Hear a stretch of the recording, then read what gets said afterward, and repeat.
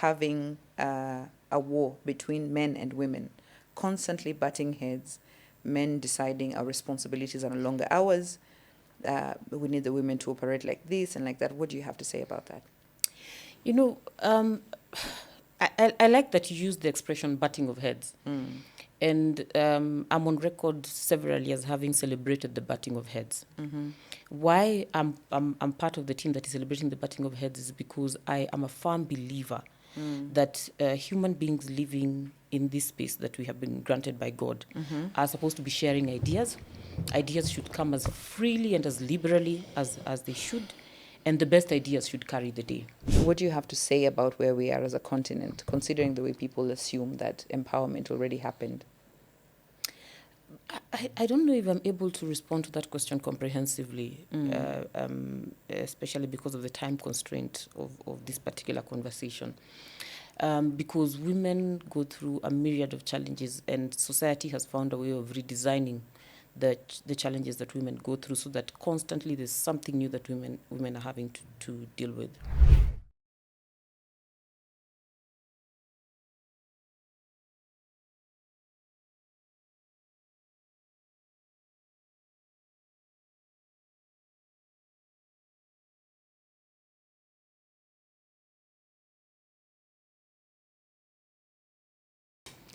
Good evening, good morning, from wherever you're watching us from. My name is Brenda Isabel. This is Diplomacy Unscripted. We thank you for joining us today. We'd like to welcome you to join us on a journey where we're going to discuss matters governance in Africa. We are going to discuss the issues that are plaguing our continent. And on set today, we have an amazing guest with us. Her name is Miss Stella Agara, who is going to take us through, some of her experiences across the continent. And also she has a lot of wonderful insights around some of the issues that we need to be looking at. Some of the issues that we wanted to highlight are things to do with citizen movements, whether it's against repressive regimes or not. Stella, welcome to the show. Thank you very much for having me. Yeah. It's good to have you here, Stella. Good to finally be here. I know. And congratulations on this. Well Thank done. you. Thank you so much. So basically, Stella, this is a podcast where we talk about everything diplomacy. The show is called Diplomacy Unscripted. We talk about diplomatic things, but of course we take away the bureaucracy. This is why we have the word unscripted. Basically, we want to make diplomacy a conversation that regular citizens can understand and be a part of, And again, someone would ask, what is the role of diplomacy in good governance? I think diplomacy plays a very high, a very critical role in the enhancement of good governance because of the soft approaches that can be deployed to solve some of our most plaguing situations as a continent. Yeah, so I will give you an opportunity to introduce yourself. Yes, please. So I guess, as you've told your guest, my name is Stella Agara. The middle name is Adhiambo, which means I was born in the afternoon. And basically, I am a governance and youth development specialist. And the core of my work is economic justice and climate justice. I spend a lot of my time building the capacity of women and young people to demand accountability on governance issues, to participate in policy-making processes, and to understand how governance happens in their spaces so that they can be able to have influence on it. I have spent a lot of time working on addressing poverty in the continent. And when I say addressing poverty, it's basically kicking poverty out of the continent. You would know that I still have a lot of work to do because poverty seems not to be an easy adversary. And aside from that, I very recently got training as a climate diplomat. And my work is basically to just show the nexus between economic justice and climate justice and how we are able to address those two issues in the continent in order to achieve sustainable development for the continent, but also to center young people and women in those conversations, especially because those two conversations have consistently excluded them and centered the elite capitalist who is the beneficiary of all those forms of oppression. Mm. When I am not working, I normally love dancing, and I enjoy it a lot. I can do all kinds of dances. Unfortunately, your studio doesn't have enough space, so I will not be able to demonstrate my capacity for dancing. I should also mention at this point that in the process of doing my work on tax justice, I have been recognized for some of the work that I've been doing. In the year 2016, 2017, I was recognized for my work in tax justice. And I received the Bremen Solidarity Prize. I'm the 15th laureate, an award that I share with Nelson Mandela and Winnie Mandela in the continent, and one more citizen of Rwanda. Wow. I have also been recognized for my work in anti-corruption, especially anti-corruption linked to addressing services and poverty in the continent. And I received an award from the late Buhari and the AU ABC, which is the agency that works on corruption, as a champion for anti-corruption for the continent. I truly appreciate those awards, but the work I do on poverty and addressing poverty is something that is very personal to me. Brenda, you and I share a background. We grew up together, so you definitely know that where we came from, you cannot afford to live this life without fighting what we ran away from. Absolutely. So for me, it's about dealing with what I saw poverty doing to people in our background, and ensuring that I'm not the only one who has an escape route from poverty, but everyone else who finds themselves in those spaces is able to escape. Yeah. Okay. Wow. I mean, Stella, you've done so much, and I think you're one of the women that I personally, of course, you're my friend. But the thing is, to be honest, I don't know as many women that are competent in the things that you do. So I just applaud you. I give you your flowers. Thank you. Because you do an amazing job and you're a big voice in the continent. I think as the conversation unfolds, Kenyans will be able to interact with some of the work that we do across the continent. The other thing that you have is a very beautiful mind. And you're too kind. It's also a bit intricate how your brain works. Honestly, I don't know too many people like you, so I am also tooting my own horn by saying that this is the kind of company you should keep as friends, so Thank you. mambo ya empty Birds of a debits. feather. I know, birds of a feather. And just to mention, we also worked at the same office, the former Africa Youth Parliament, that later became the Africa Youth Trust. Yeah, so we worked together also on a lot of anti-corruption things there, just basically youth empowerment and many other amazing things. And of course, I transitioned into other things, broader governance issues, you know. Yeah, but it's really nice to have someone of your competency on the show. Thank you. You're welcome. Stella, so we discuss very tough topics sometimes, and Kenyans are unable to follow us or even, understand what we do. So one of the things that we do on the show is that we try to do a pulse check. This pulse check is just to check on Kenyans, generally, how are we doing with some of the challenges we're facing as a nation.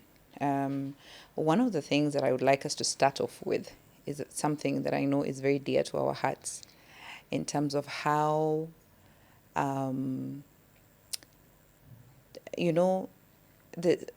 I think the world believes that Africa is empowered and all is well.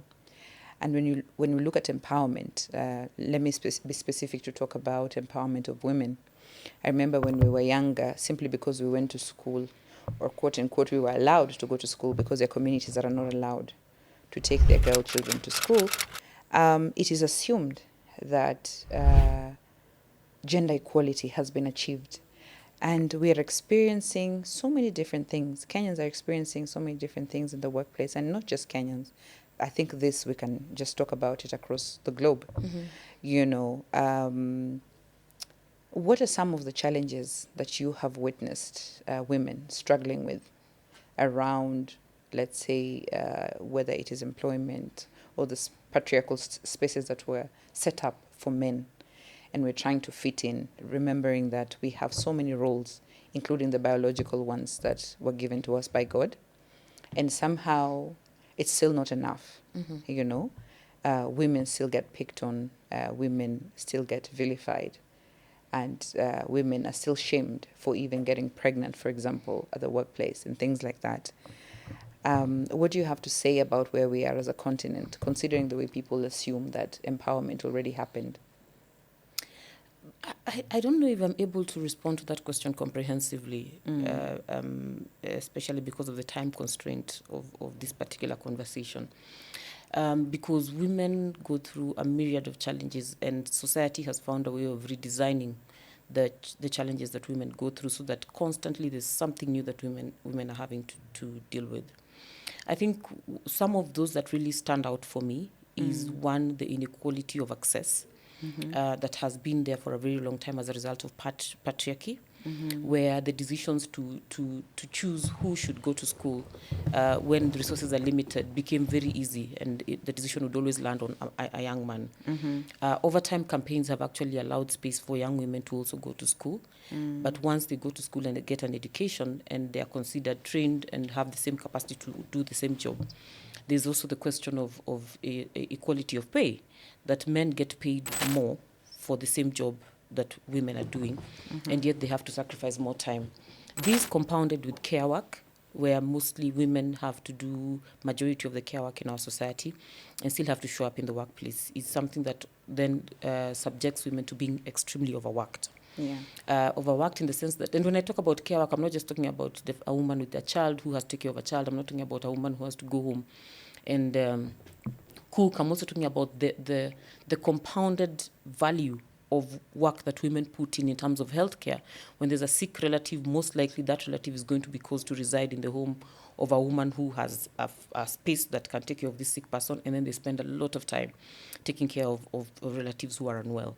When there are children, again, it's women who have to make a decision about that. The decision about what should be eaten at home is a decision that is made by women. So even if she's in the workplace, her mind is computing a lot of things that are outside of the workplace, and she's supposed to be competing with men whose only responsibility at that point is to think about the schedule for the football game that they're going to be watching in the evening, and most likely the newspaper headlines that they're going to be discussing with the boys about politics when they get into that space.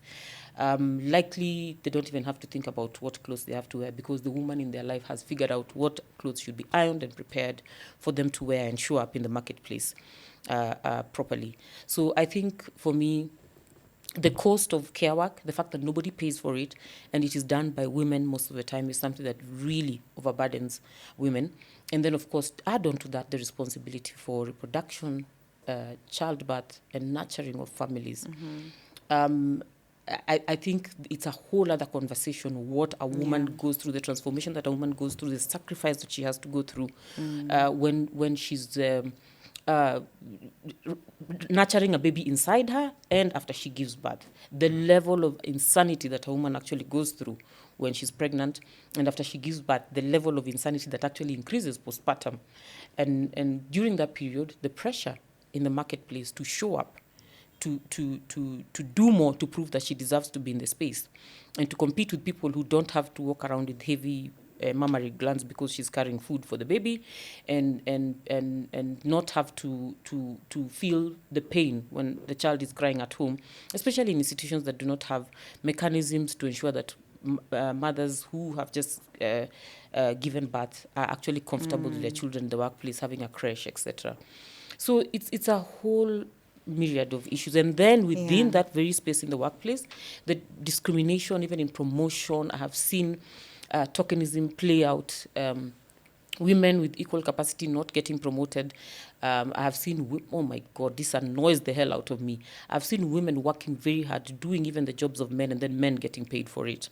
And for me, I had to make a very personal decision that I will never, ever work in a workplace for a man to be paid. So anytime when I see the dynamic coming up, it's promoted by both women, gatekeepers, and men, I normally call it out immediately, and I will indicate that I'm not going to work for this person to be paid because this is in their terms of reference. It comes off as rebellious at first. It comes off as rogue. But at the end of the day... Most likely, most people are like, how dare you? At the end of the day, it's a conversation we must have, because we can't have all those roles that I have mentioned being carried out by women and then still be in a workplace where you're working for men to get paid. I think it's completely out of order. I agree with you, Stella. It is completely out of order. And to just imagine that we are also raising daughters and we call ourselves empowered, and these are the things that we go through. So unless we deliberately call out these injustices and try to deconstruct the patriarchy systems that exist in our day-to-day lives, because again, just from the examples you've mentioned, these are day-to-day things that we go through. And people seem to forget that we have core functions. You know, you going to the office is just one of the things that you do, but there are many other functions that women have to take care of. And I believe men too. But I think if we both settle into our roles and responsibilities, then life becomes much easier. The reason why this is important, Stella, is because when we talk good governance, sometimes people assume good governance was meant for politicians, was meant for the people who are trying to loot the coffers of the city or the country, and the leaders that meet at different regional and continental and whatever levels to discuss things. But it's you and I that can sometimes be leading this kind of discussions. One of the areas I would like us to also look at is the millennial dilemma. You see, good governance cannot happen until and unless the structures underneath are working. I remember the Right Honorable Raila Odinga, former Prime Minister of Kenya, suggesting at the height of protests that happened in Nairobi, Kenya, by the Gen Z, where they were clamoring for change. And I think at that time in 2024, they were rejecting the finance bill, the proposed finance bill, which was pretty oppressive, right? And so many other protests have come forth. And from that, there has been a call for an intergenerational conclave, as Raila Odinga would call it. But there are so many underlying factors. Before you talk about the conclave, let's talk about the intergenerational challenges. You know, I think we are millennials, so we can easily call this a millennial dilemma, where you even find yourself in the workplace with the different, demographics of society, and there's really a butting of heads. To make matters worse, we are also destroying society further by having a war between men and women, constantly butting heads, men deciding our responsibilities are no longer ours. We need the women to operate like this and like that. What do you have to say about that? I like that you use the expression butting of heads. And I'm on record several years having celebrated the butting of heads. Why I'm part of the team that is celebrating the butting of heads is because I am a firm believer that human beings living in this space that we have been granted by God are supposed to be sharing ideas. Ideas should come as freely and as liberally as they should, and the best ideas should carry the day. Now, for me, one of the challenges that I have, having experienced governance in our continent and having observed where we want to go and what is stopping us from going where we need to go, I believe a head-butting is extremely necessary at this point.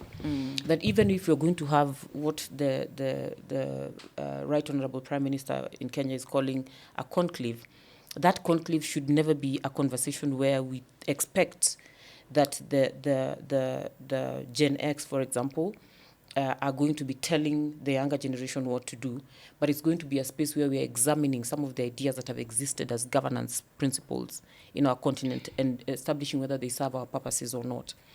I think the time is ripe for that kind of challenge to happen. And the beauty of it is that certain jurisdictions in the continent of Africa have been able to provide the kind of education required to create minds that are able to challenge the status quo. For me, the fact that the former President Kibaki invested a lot of time in ensuring that there was free education so that our populations would learn what it means to have good governance. Jurisdictions such as Zimbabwe were able to invest heavily in education to ensure that they had an educated population. As a continent, we've been engaging in broad civic education to ensure that people understood what governance is about, has brought us to where we are right now. So if we're going to be having intergenerational conclaves, then we must be allowed to ensure that the fresh blood in the room defines the terms of those conversations. One, because they have a right to do so, because they're the ones who are acquiring the nation, the society that is being handed over by Gen X. Number two, because they're the ones who we have the responsibility to dream now of the next generation Africa.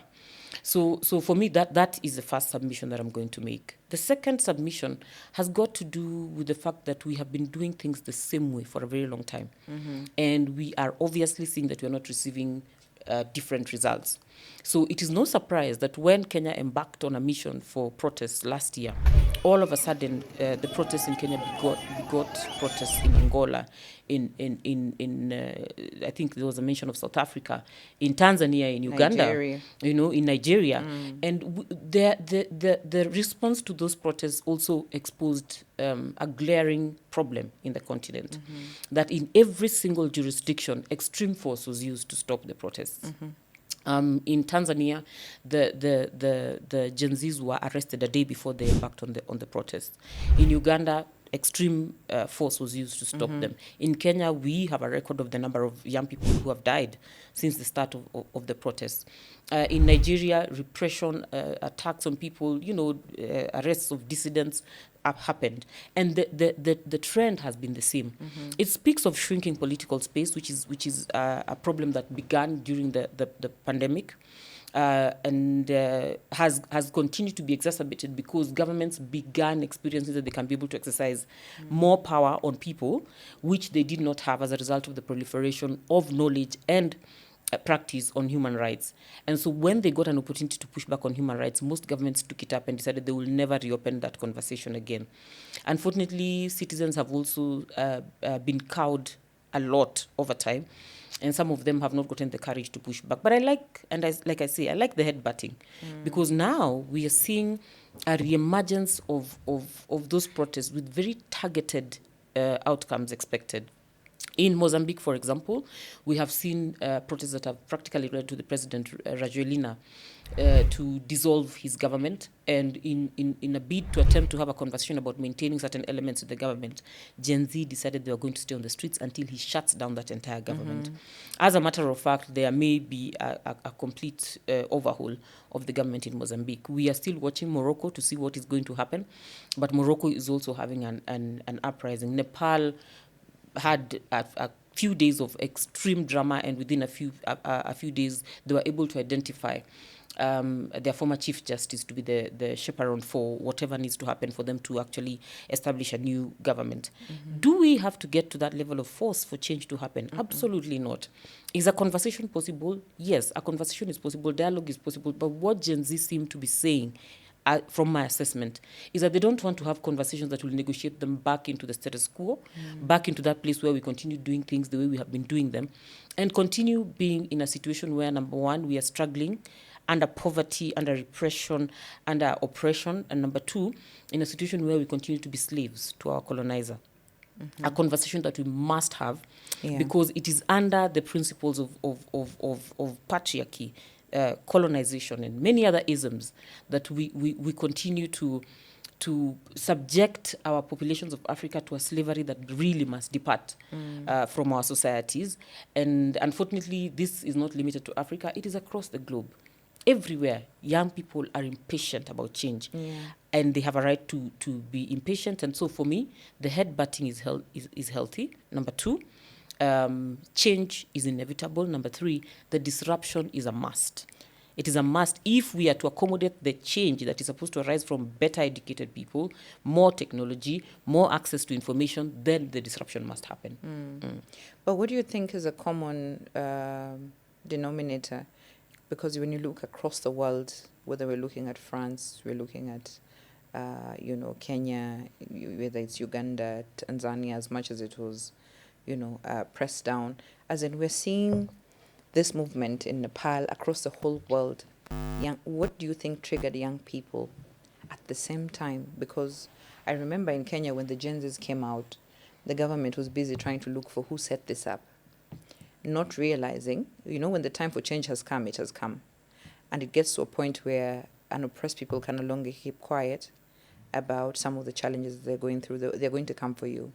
And I remember one of the things that Gen Zs did was we're going to greet our leaders. And I remember that is one of the things that really shook the leaders. Now, if you look at Nepal, something very similar happened.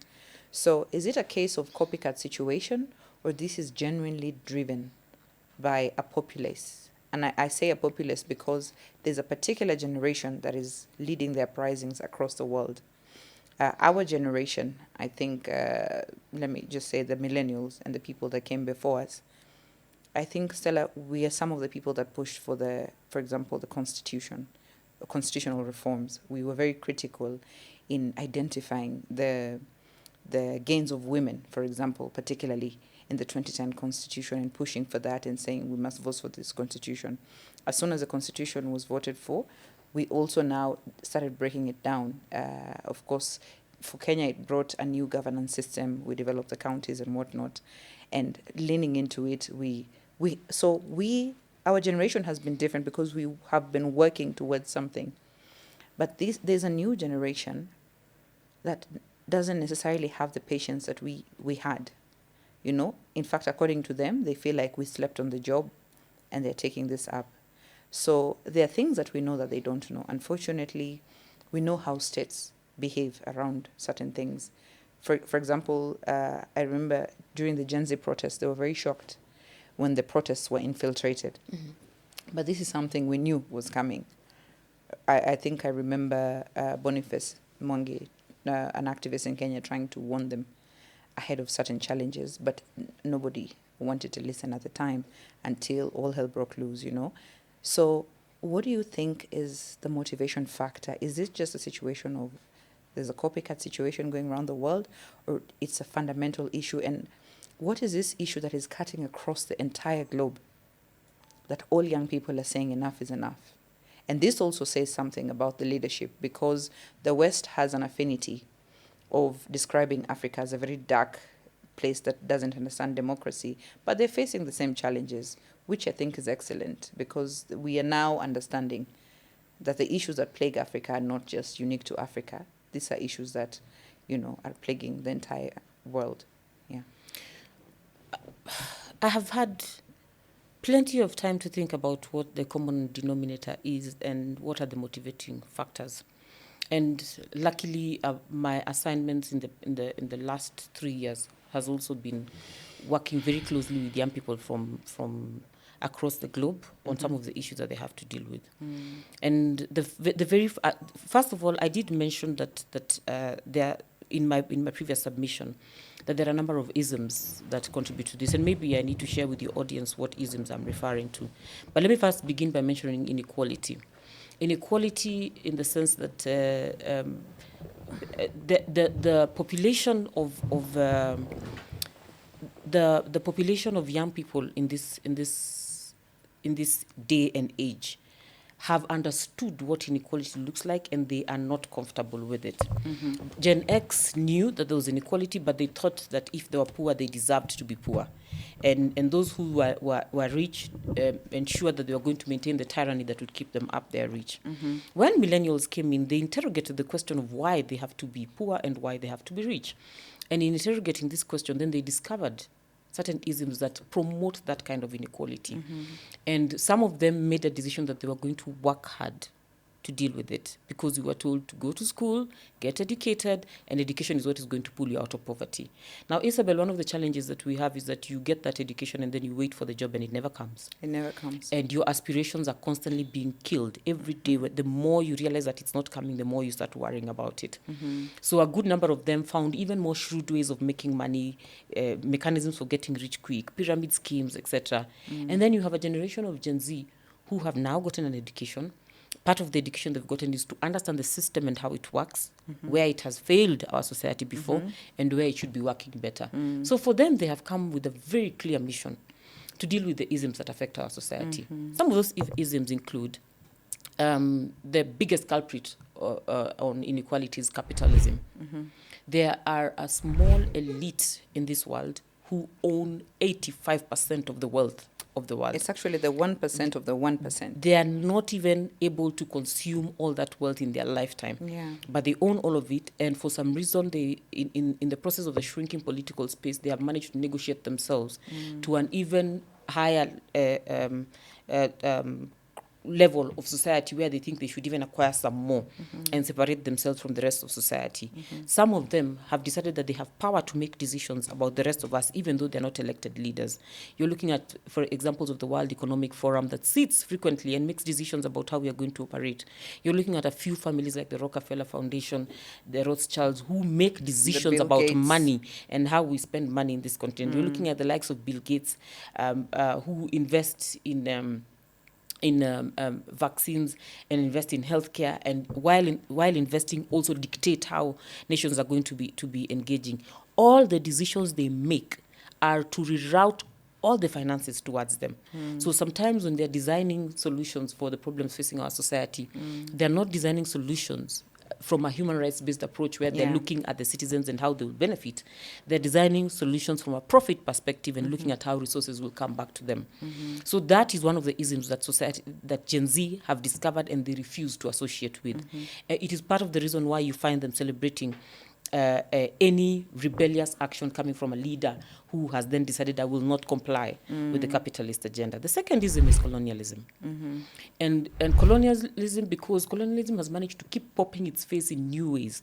You erase the gun and the slavery, and the next thing you know, you have negotiations with your government where money is involved and favors are bought. You erase that by ensuring that there's public participation and parliamentary approvals for decisions, especially that involve bringing in partners. And the next thing you have is climate negotiations that then elevate certain governments in that conversation, where you start having conversations about carbon credits, and all of a sudden, Africa, that is contributing 4% of the emissions, is now being forced to take the burden of dealing with the effects of climate change, when the people who have been contributing are now coming in to buy our carbon basins or carbon sinks, which include some of the forests in Africa, some of the areas that are able to absorb the carbon out of the atmosphere. Unfortunately, every time that a decision needs to be made, we continue to engage in those conversations as an underdog. Why? Colonialism elevated the colonizer. Moving on, the colonialists managed to make us feel like we are a dark continent, as you have said. And so we felt like we were not even deserving to participate in decision making. And then you move on from that place into the conversation now. And the colonialist is making us think that we owe them to keep them comfortable. And so instead of reducing their consumption habits in order to allow us space to be able to enjoy what we have protected in our society, including the aquifers in our continent, including the forests like the Congo forests that are still virgin, they have decided that they will still come and pay for those forests and then prevent us from using them. And you see entire communities like the Maasai being pushed out of the Masai Mara, yet they have been coexisting with nature very effectively. They practically come and try to take our rights to seed and our rights to food from us. And that is a different phase of colonization, just that it's not being called colonization yet. So Gen Z have decided that they are done serving the interests of the colonizer. And they're saying it's time for us to self-determine as a continent. But then when you move on from colonization, you realize that we have thugs in our continent, Isabel, who then decided that when the colonizer left... The colonizers have different faces now. When the colonizer left, they decided that they're the ones who are now going to take over as colonizers and oppressors. Unfortunately, the nation of Kenya has one of those colonizers as a president right now. Not just the nation of Kenya, there are a few other nations that have been serving at the behest of the colonizer, including nations like Rwanda. It may not look like it because he keeps attacking one nation or the other, but the truth is there are nations that Rwanda looks good on paper, that he serves on behalf of. Then we have nations that are under siege by the colonizer, like DRC, where you have a president who was definitely co-opted by the Americans. And now when he tries to resist them, you can see the kind of trouble that he's going through. And anytime the continent has attempted to fight this new age colonialism or neoliberalism, then you find that most of those heads of state suffer repression. Some of those heads of state who came in and decided they're going to serve their people, like Thomas Sankara, Patrice Lumumba, were killed, assassinated without a thought. The beauty of it is that seed never goes away. That seed never goes away. The passion that you and I carry to continue fighting this battle never goes away. And that is why people like Ibrahim Traore have risen today and are breathing the same air, speaking the same language as Thomas Sankara. Trying to change their societies. The neoliberalists in our continent continue to fight people like Ibrahim Traore because they believe that he makes them look bad because they're trying to eat on the pipeline that the colonialist is supposed to be eating from. One of the things, Isabel, that I should mention is that neoliberalism is an enemy, not just to Africans, but a huge enemy to women of this continent, a huge enemy to the youth. Neoliberalism purports or assumes that we have a free market and everybody can come into the market and buy freely and sell freely. Willing buyer, willing seller. But you cannot have a willing buyer, willing seller in a market where women don't have the same amount of resources in their pockets as men. You cannot have a willing buyer, willing seller arrangement when the colonizer is coming to that market to manipulate the dynamics of the market and give advantage to certain groups of people over others. You cannot have a willing buyer, willing seller arrangement when the voter believes they are going to the polling station to vote for a candidate, but the vote has been rigged already at a college level that does not exist on paper. So an electoral college has been created where the decision of who becomes president is made in a space that is not the polling station. Exactly. So a broad area of our continent has leaders who have been co-opted by colonizers or the capitalist agenda, and then they come into power and they're not serving the interests of Africa. So there are so many isms that continue to stand in the way of the development of our country, but also the freedom of our people. And unfortunately, even in the feminist conversations, there are certain conversations that have started creeping into the feminist conversation that are eliminating the identity of the woman, eliminating the challenge of the woman, eliminating the needs of the woman, and beginning to elevate other needs that then compete for resources with women. Isabel, when you talk about LGBTQ, and I'm all for their freedom and enjoyment wherever they are, but when you start elevating their needs above women's voices, and I want to specifically talk about the female, what they call chest feeding or birthing populations of this world, the moment you start elevating their needs and their reproductive health needs above women's needs, one of the things you're doing is that these women have not even been able to get the kind of maternity care, the kind of health care they need under the circumstances where they're just competing with men. So the moment you start bringing the gynecological, should I call them gynecological or reproductive health needs that they need under new circumstances where we now have all these groups plus, you're basically saying, again, you're going to relegate the needs of the childbearing population of our society. It is an issue that is affecting women and relegating women further back onto the back seat as the needs, and unfortunately the agenda is being fueled and funded by the elite of our society, by the isms I've mentioned, the capitalists. They're the ones who keep fueling this agenda and causing a lot of confusion that eventually, when you assess... And that agenda is more funded than gender mainstreaming. Absolutely, and it's transferring resources back into the hands of the capitalists. And then, of course, there's a question of war and the practitioners of war and the fact that they consistently ensure that there's conflict somewhere so that they can make more money out of war. Unfortunately, they do not care where they start a war. They do not care what kind of disruptions they create in the society for as long as the items that need to be bought and sold during war become available to them. So for me, I think Gen Z have understood that, first of all, these isms don't exist to serve their needs.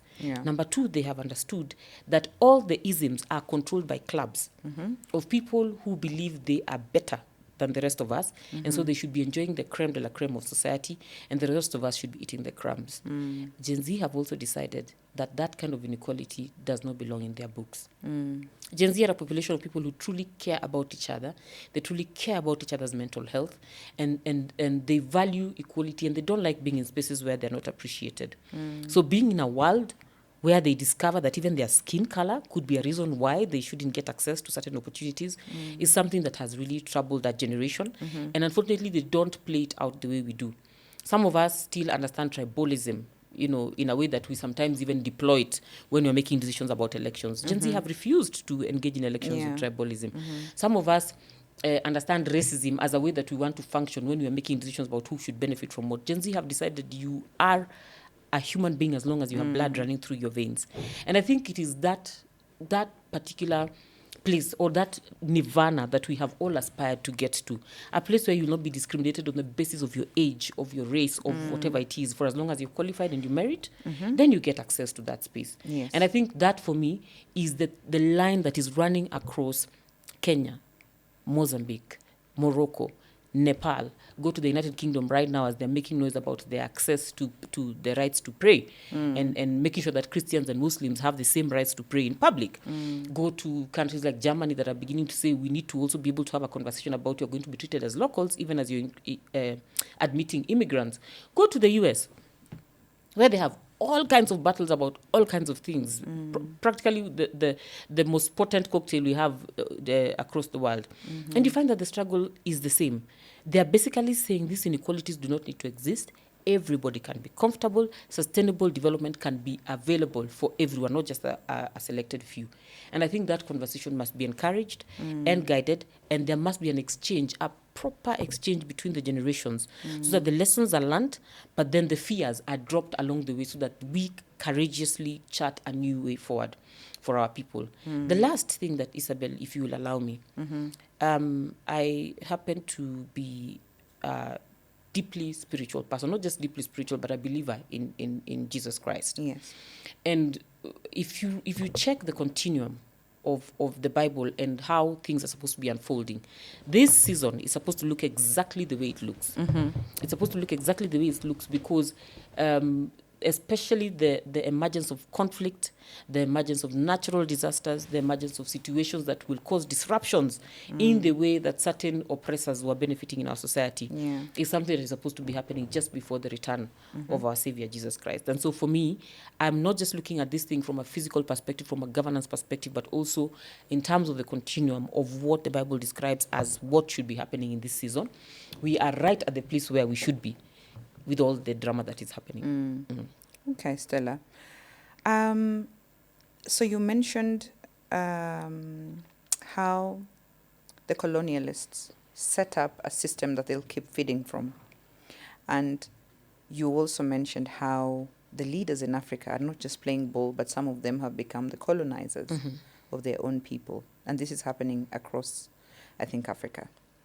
One of the things that I think, were supposed to deconstruct as Africa, and again, I peg this to a leadership issue, is the fact that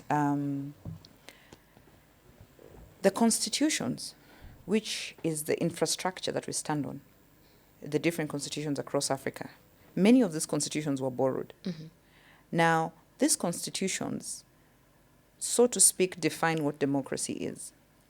Democracy, from the textbook definition of what the West introduced to Africa, is not working, to be honest. And when I say this, even the defenders of democracy across the world are experiencing things that they did not see coming, because democracy keeps morphing. And democracy is not static. It's a moving target, and it keeps changing with the seasons. And I think the old construct, which our constitutions are based on, which is also based on colonialism, is something that we have to deconstruct. Because when you look at Traore, Ibrahim Traore, against the rest of the African countries, we are all struggling with something that he is not. If he decides today we're going to launch a large-scale farming project, he launches it in one afternoon. In 2 weeks, the trucks are in the country, bought, done. It's happening. If you look at, it's healthcare, if you look at, the different sectors in his country, whether it's agriculture, healthcare, he's looking at education, the building of schools, he's moving at a speed. And this is why I think young people across Africa are celebrating Ibrahim Traore, as much as he's not very popular, is because his leadership style, as much as you may call him undemocratic, is working for the people. While we have created systems that have so much bureaucracy and loopholes for people to rob and loot the countries dry. And these are the people you described. This is the 1% of the 1% that own offshore accounts, and they have thousands of acres of ranches in Australia and wherever else, while their people are dying of, starvation and many other plaguing, unfortunate situations. So as you take up that aspect of how do we deconstruct what was constructed, because we are standing on those constitutions, and unfortunately, how democracy was defined is no longer working for Africa. How do we find a new way of navigating this? And also, the leaders have played ball with that structure because it creates the loopholes for all the things that they're doing against their people. The other thing is, I would like you to, you mentioned Tanzania earlier, and I just remembered that Kenya and Tanzania seem to have some online spat. But I think it's more serious than that, because we actually saw a situation where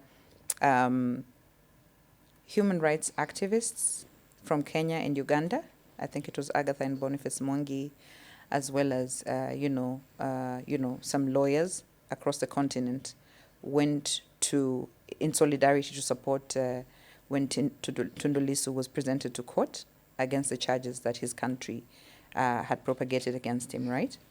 However, we also know that human rights activists were abducted and tortured in Tanzania, and then dumped into, I think some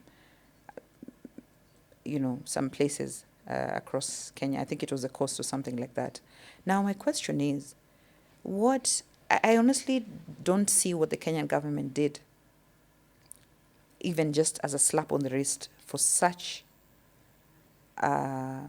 grave, I think that was very wrong to have been done by another country. I don't know what our foreign affairs did to, just defend its people against Tanzania. And we are also seeing a situation where, for me, Stella, I feel like it's a camaraderie between oppressive regimes, where Uganda can tell Kenya, press this one for me.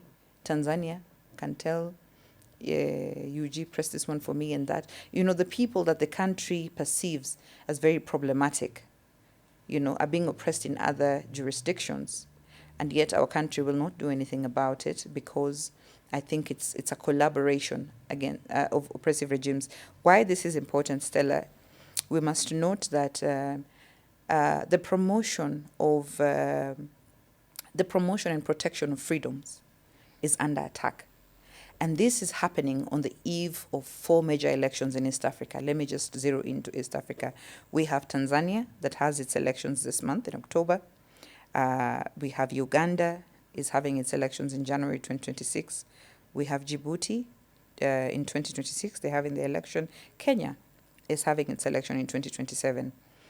In the pretext of all these things, Stella, I think also as an election programmer, you see how this is not a very good precursor, and the owners of Silicon Valley are in support of this, because if the countries that are deemed as the most democratic are, making the owners of Silicon Valley take down things that deconstruct misinformation and disinformation, it tells you that these are not good. We are not in very good territory. Yeah. The question you ask is pregnant. There are a number of areas you have touched on. Let me begin by making an absolute statement about Kenya's reaction to the abduction of Boniface Mwangi in Tanzania. I took that matter very personally, very, very personally, because Boniface Mwangi is my friend, number one. But number two, and most importantly, because there was a woman involved in this conversation by the name Agatha, and both of them were taken through very inhumane treatment in a continent in which nations, including Tanzania, has accented to and are party to the African Convention on Democracy, Election and Governance, have committed themselves to the UN instruments against torture. Yeah. They were completely out of order. International human rights protocols. There was supposed to be extreme pushback, not just from the government of Kenya, from the UN and from all other agencies. And Tanzania has a case to answer concerning those two people. We also are aware that it is not just about those two people, and especially because of the courageous speech by the Member of Parliament for Kawe in Tanzania, the Honorable Gwajuma, that it is not just about, it was not just about Boniface Mwangi and Agatha at that time, but Boniface Mwangi and Agatha were victim number 83 and 84. So there are 82 other people who were either missing, have been tortured and released, have been harmed, injured by the government, maimed, and are still either within their jurisdiction, unable to speak, unable to run, or have left their jurisdiction and are unable to go home, and so they've been robbed of identity. Tanzania is not shocking me, because I've always had the advantage of having the underpinnings of what is happening in Tanzania. You actually worked in Tanzania and I worked in Tanzania was for it 3 years? For 3 years. Yeah. I have always known the kind of people they are. I have always understood the way they like to sugarcoat and cover up the kind of people that they are as far as their governance is concerned, and even as people who they are. Tanzanians will even just the work permit issues. They'll present a very warm image of themselves and want to look like they're very orderly. But then one of the things that has happened in Tanzania is that, unlike most of our jurisdictions where we have been able to remove the oppressive governments of the state, Tanzania is still under what would be Kenya's KANU. Tanzania is still under CCM. CCM has had so many years in power. As a matter of fact, between CCM and ANC, they're the ones that are topping the colonial governments that have had many years in power. By the way, Stella, do you know that apparently in Tanzania, if you're caught reading the constitution, you are suspected of trying to sabotage the government? One of the things in Tanzania is that you're not even allowed to be as educated about governance as we have gotten in Kenya. Can you imagine? So it purports that there are people who own. But the constitution belongs to the people. There are people who own government, there are people who own governance, and there are people who should accept to be subjects of that government. As we speak right now, Isabel, Tundu Lissu, you have mentioned him, is under arrest and undergoing some I will call them fictitious now, accusations of treason. He was charged with treason, actually. His party has been banned from participating in the elections, and his party is the second most powerful party in Tanzania, Chadema. My goodness. The third most powerful party is ACT Mapinduzi, and ACT Mapinduzi was just recently banned again from participating from the elections. So basically what the existing government in Tanzania has managed to do is to remove their second and third biggest competition. And so in this coming election on 29th of October, they are going to be competing with the minority parties in the country. This is to say that there's no competition because they are definitely going to have a landslide win. Yeah. I also suspect that there's going to be low voter turnout. And if you see big numbers, take it to the bank that those numbers have been manipulated. Why am I saying that? Your typical Tanzania is very meek. Your typical Tanzanian is very meek. And the moment they're scared just a little, they try to avoid any confrontation. Yeah. And so they will not be the kind of people who will show up and push back. And as you can see, they have been trying to push back, but they're very measured in how they push back.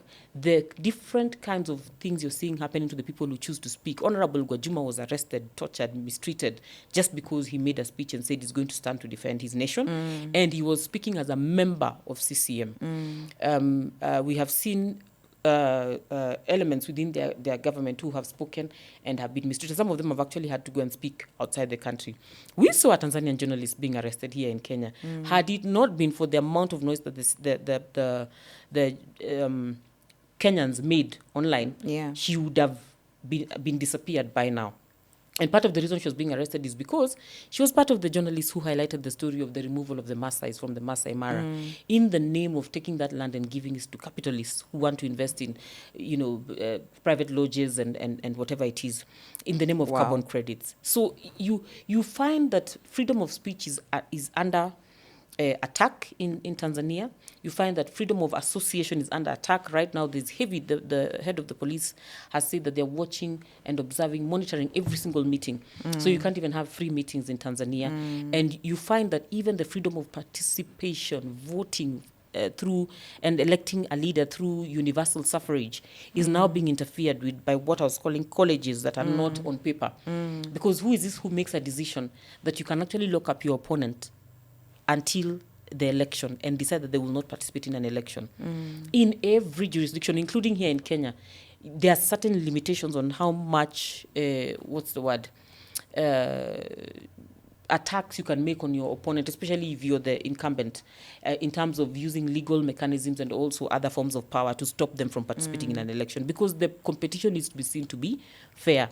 Unless it is grievous reasons why you should not participate in the elections, they normally try to avoid using, for example, claims of corruption. For example, Isabel, you'd be aware that until you're proven guilty, if there's an active case in court, as long as the courts have not pronounced themselves on the matter, you can still vie and and win the elections. And then maybe once you're in office and you are now proven guilty, then your opponents can now find a way of appealing for the IEBC to recall you and create room for you for a by-election, because now you're held under circumstances that shouldn't allow.